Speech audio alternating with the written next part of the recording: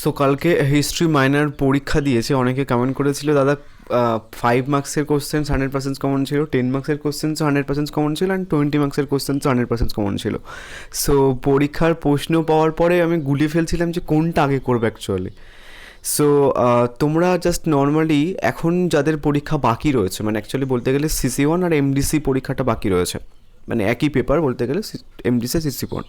So তোমরা কি করবে সেটা বলবো, বাট তার আগে অ্যাকচুয়ালি এই ভিডিওটা কারা দেখবে, যারা হচ্ছে কি পরের ইয়ারে ফার্স্ট সেমিস্টারে ভর্তি হবে তারা দেখবে, অ্যান্ড হচ্ছে কি যাদের এখনো পরীক্ষা বাকি রয়েছে এমডিসি সিসি 1 বাকি রয়েছে তারা দেখবে, তাই না? সো তোমাদের একটা কনসেপ্ট ক্লিয়ার হওয়া উচিত যে আদেও কোন ভিডিওটাই নর্মালি সব কিছু কমন ছিল, বা কোনটা দেখলে আমরাও কমন পেতে পারি। তো সেটাও একটা কোশ্চেন্স, অ্যান্ড এদের যে কোশ্চেন্সগুলো আছে সেই কোশ্চেন্সগুলো আমাদেরকে করতে হবে কিনা, তো এই সমস্ত কিছু কোশ্চেন্স নর্মালি তোমরা এই ভিডিওর মাধ্যমে পেয়ে যাবে। ফার্স্টে কোশ্চেন্সগুলো দেখে নাও। এখানটায় যে কোশ্চেন্সগুলো এসছে মানে প্রত্যেক কটা প্রশ্ন হচ্ছে কমন ছিল 5 মার্কসের বা 10 মার্কসের বা 20 মার্কসের। সো সামনে যে দুটো ভিডিও তোমরা দেখতে পাচ্ছ, যে কোনো একটা ভিডিও তোমরা যদি ফলো করতে, বা যারা পরীক্ষা দিয়েছে যদি যে কোনো একটা ভিডিও ফলো করতে, তাহলে সব কটা কোশ্চেন্স কমন পেতে। কোনো একটা ভিডিওতেও ধরো আমি সেই কোশ্চেন্সটা রেখেছি, কোনো একটা ভিডিওতে হয়তো সেই কোশ্চেন্সটা রাখেনি। তো সাজেশনস বলতে গেলে ওভারঅল একটা পার্সপেক্টিভ থাকে। তো যারা নোটস নিয়েছিল তাদেরকে নর্মালি প্রথম দিকে আমি এই যে একটা অনেক দিন 3 মাস আগে একটা ভিডিও আছে, ওই পিডিএফটা অ্যান্ড হচ্ছে কি যে নতুন যখন আমি সাজেশনস আপডেট করি তখন দু একটা কোশ্চেন চ্যাট করি, তখন ওই পিডিএফটা সবাইকে আমি দিয়ে দিই। তো এটা একটা বড় একটা ব্যাপার, যারা প্রথম থেকে পড়াশোনা করে এসছে, অনার্সদের হোক বা হচ্ছে কি তোমাদের কালকে যাদের মাইনর হলো তারা কিন্তু সব কটা কোশ্চেন্স কমন পেয়েছে, 100% কোশ্চেন্স কমন পেয়েছে। অ্যান্ড অনেকে দেখবে নর্মালি জাস্ট একটা ভিডিও বানিয়ে দিল 100% কমন, তারপর হচ্ছে কি লোকেশন দিল না, যে আমাদের যে একটা দেখবো যে কোন জায়গা থেকে অ্যাকচুয়ালি কোশ্চেন্সগুলো এসছে সেই লোকেশানগুলো দেয় না। তো সেটার জন্য আমি তোমাদের লোকেশানটা দিয়ে দিলাম যে এই দুটো ভিডিও দেখতে পারো, এখানটায় নর্মালি সব কটা কোশ্চেন্স ছিল, তোদের মাইনার হোক বা হচ্ছে কি যে অনার্স। তো যারা পরবর্তীকালে ফার্স্ট সেমিস্টারে ভর্তি হবে, যারা ভিডিওটা দেখবে, তারা এই দুটো ভিডিও দেখে নিও অ্যান্ড চেক করে নিও যে তাদের সাজেশন 100% কমন আসছে কি না আসছে, তোমাদের কনসেপ্টটা ক্লিয়ার হয়ে যাবে। ব্যাপারটা বোঝা গেল। এইবার যাদের পরীক্ষা বাকি রয়েছে, মানে যারা এখনও এমডিসি বা সিসি 1 পরীক্ষা বাকি রয়েছে, তোমরা কি করবে?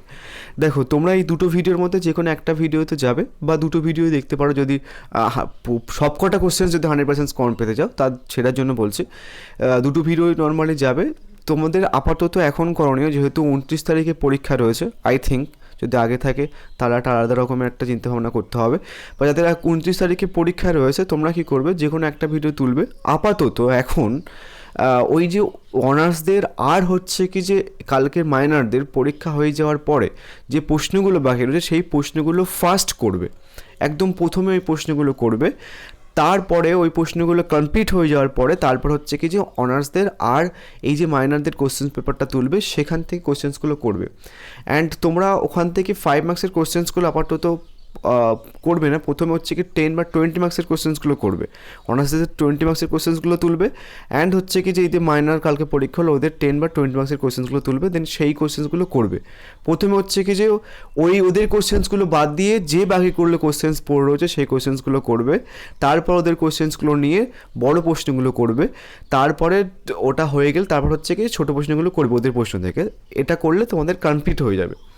অ্যান্ড এইটা করতে থাকো যতক্ষণ না আমি পর্যন্ত তোমাদের ভিডিওটা পোস্ট করছি।